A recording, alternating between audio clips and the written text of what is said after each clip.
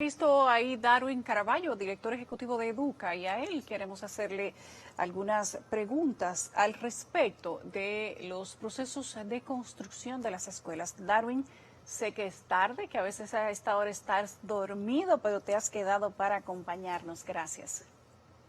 Gracias a ti, Yulisa, y a todos tus televidentes por siempre estar interesados en temas de educación. Darwin, cuéntanos qué opinión te merece 182 millones de pesos. Y esto es una parte, este no es el total, y te lo adelanto, porque estos no son los únicos contratos que tenemos. Sin embargo, esta es la parte que hemos publicado, 182 millones de pesos en escuelas que nunca se construyeron, terrenos que se trataron y nunca se pagaron, pero los fondos se entregaron finalmente. Bueno, claramente eso implica una irregularidad y hay que llegar hasta las últimas consecuencias porque los dineros son públicos, son dineros del 4% del Producto Interno Bruto que sale del esfuerzo de las empresas y las familias dominicanas y evidentemente tiene que destinarse al objeto y además con la eficiencia y la austeridad que amerita. Desgraciadamente esto me ha tocado verlo mucho en América Latina desde siempre, donde estas cosas han ocurrido de manera frecuente. Claro que la magnitud en función de los volúmenes de inversión y de las escuelas que se hicieron, si bien es relevante, queda bastante relegada frente al impresionante esfuerzo que hizo la sociedad dominicana en nombre del Ministerio de Educación en mejorar la planta física y en incrementarla durante los últimos años. Recordemos que desde la vigencia del 4% se ha invertido una enorme cantidad de recursos a este segmento. Solo para mencionar algunos datos, en el año 2013 se invirtieron por concepto de infraestructura más de 15.700 millones de pesos, el año siguiente 12.000 millones de pesos, los 3 años siguientes, 2015, 2016, 2017, más de 9.600 millones de pesos. El año 2018, que se redujo significativamente porque ya se venía agotando el plan de obras, igualmente 6.000 millones de pesos, hasta llegar hasta el 2020, aún en pandemia, donde se invirtió por concepto de infraestructura más de 4.000 millones de pesos. O sea que si vemos el esfuerzo que ha hecho la sociedad dominicana durante los últimos 8 años en mejorar y en incrementar la planta física, ha sido significativo y es importante dimensionar porque muchos de los contratistas trabajaron y trabajaron bien. Siempre hay, desgraciadamente, quien se aprovecha de esta situación, quien comete un dolo, y ante eso, desde Educa y desde todas las organizaciones que creemos en el imperio de la ley, hasta las últimas consecuencias con aquellos que incumplieron y abusaron con el uso de los recursos públicos. Darwin, pero ¿te parece a ti que es correcto entregar fondos para construir escuelas cuando no se tiene dónde se van a construir las escuelas? Bueno, evidentemente ese es un problema estructural y allí hay que investigar qué fue lo que ocurrió y cuáles fueron las razones. Obviamente, cuando se toma la decisión de construir un nuevo centro educativo, debe estar debidamente justificado por la demanda insatisfecha o por una demanda que surge a partir, por ejemplo, de haber iniciado la jornada extendida que requiere una intensidad en espacios educativos. Lo que a mí me consta del trabajo que se ha hecho desde el Ministerio, estos estudios de demanda en su gran mayoría han estado, donde había población por atender o de alguna forma una superpoblación de estudiantes en algunos centros educativos que justificaba.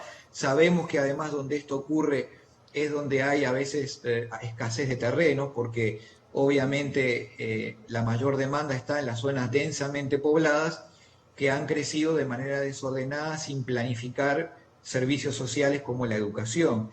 Y esto puede haber traído un problema. Eso no necesariamente es una irregularidad por la necesidad de construir hasta la posibilidad de identificar el predio. Pero lo que sí es cierto, Yulisa y televidentes, es que es inadmisible que se entreguen los recursos para construir una escuela o un centro politécnico o un liceo, y que esto no se haya materializado y que los dineros no aparezcan. Obviamente hasta allí hay que ir con las denuncias correspondientes, haciendo jugar a la justicia, siendo cuidadosos con las personas, porque obviamente toda persona debe ser presumida inocente hasta que se demuestre lo contrario, y también relativizar sobre la magnitud. Como les digo, la gran mayoría de los contratistas fueron gente responsable, trabajaron muy bien, construyeron sus escuelas. Las escuelas hoy están en disfrute de la comunidad, lo hemos visto a lo largo y ancho del territorio nacional, y eso tiene que tomarse en cuenta también en la dimensión que corresponde. Darwin, ¿hasta qué punto el 4% y más del billón de pesos que se ha invertido, presupuesto tras presupuesto desde que se aprobó este pedimento social, ha incidido en una mejor calidad educativa? Bueno, primero recordar que es mucho más de 1 billón de pesos. No, un En realidad, billón. un billón, Billón. por eso, es mucho más. Son 20.000 millones de dólares que se han acumulado, más en realidad casi 23.000 millones de dólares que se han acumulado desde la vigencia del 4% al sistema educativo. Recordemos que el presupuesto del Ministerio de Educación administra el equivalente a 10 millones de dólares diarios, cada día del año, incluidos sábados y domingos. Es el presupuesto más relevante que tiene el Estado dominicano y al que mayor, digamos, irradiación territorial tiene por la penetración que tiene la educación en la sociedad dominicana. Claramente hubo un destino, como lo hemos conversado en otras ocasiones, la infraestructura ha sido uno de los sectores que cautivó parte de esos recursos, las mejoras significativas en las condiciones salariales de los educadores, que ha crecido significativamente durante todo este periodo, la capacitación docente ha alcanzado picos cercanos a los 4.000 millones de pesos al año en el 2018, por ejemplo, que fue el tope máximo que se alcanzó.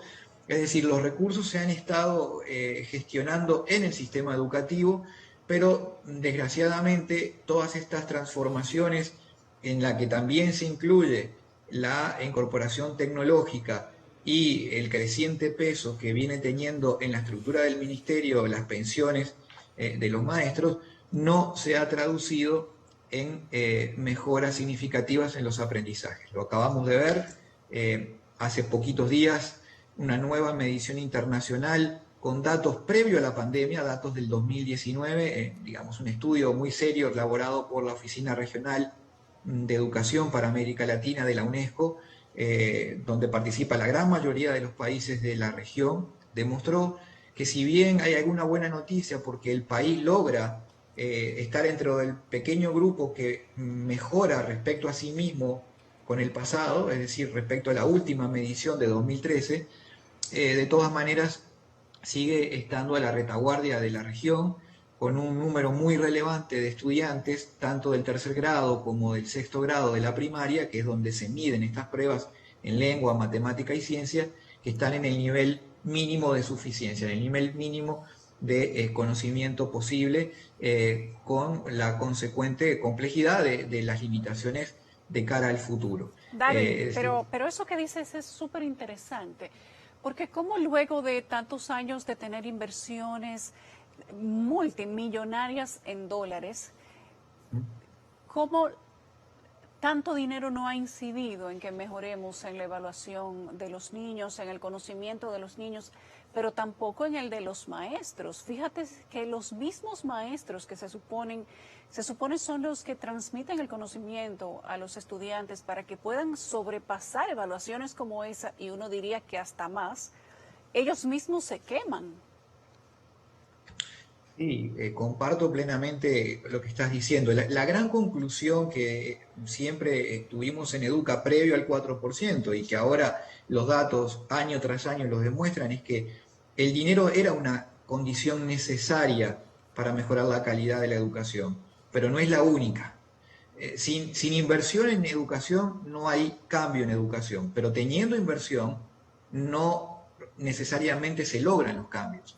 Se requiere una transformación de lo que ocurre dentro de las aulas, en el proceso sistémico, porque los niveles de aprendizaje que exhiben los estudiantes dominicanos en cada medición, sea internacional, nacional o regional, demuestra lo mismo, siguen sin aprender y esto nos interpela a la forma en cómo se desempeña el sistema educativo en el país. Y esto no es solamente a nivel del sector público, es también a nivel del sector privado, que por su heterogeneidad también exhibe resultados que están lejos de los que todos deseamos.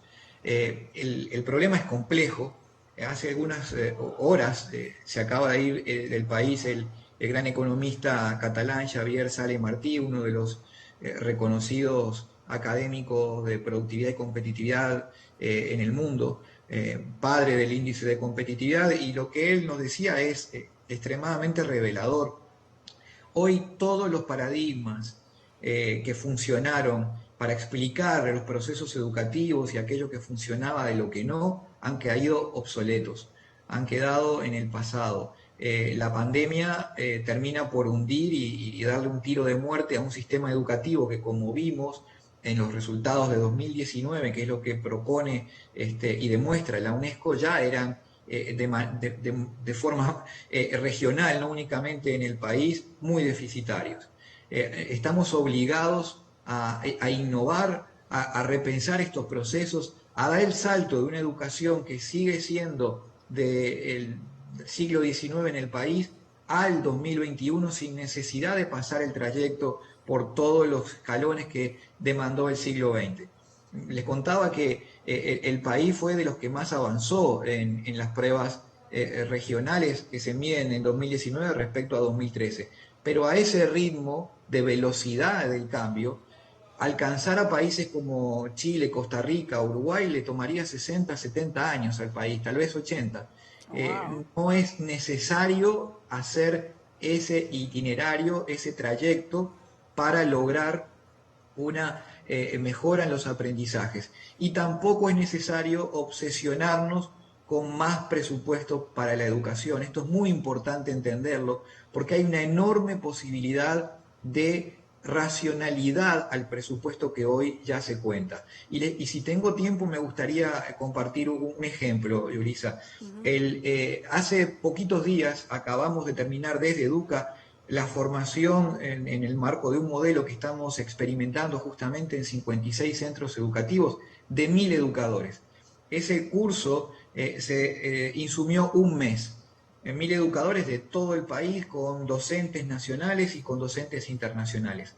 Este modelo de curso para esta cantidad de profesionales y con la calidad de profesores que tuvimos, hubiese costado unos $300 por participante en el pasado. 1000 participantes, $300, $300.000.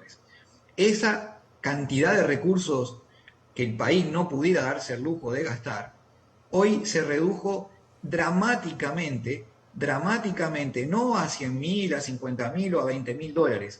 El costo de esa capacitación que hasta hace un par de años costaba $300.000 fue solamente de $20, que fue el costo de la licencia de la plataforma virtual con la que trabajamos y desarrollamos el trabajo. Entonces, imagínense la capacidad y el potencial de ahorro que hay si hacemos un uso racional con las herramientas que hoy se disponen de ese volumen de recursos que cuenta el sistema educativo. Tal vez incluso llegando al ideal de poder optimizar y liberar algunos recursos que tienen tanta necesidad como la educación, por ejemplo, la salud, porque no se trata de gastar más, se trata de gastar mejor. Así es. Exactamente, se trata de gastar mejor y que esa mejoría se traduzca en resultados en los que los estudiantes, niños, niñas y adolescentes aprendan más. Así es. Gracias, Darwin. Ha sido un placer para nosotros tenerte aquí esta noche.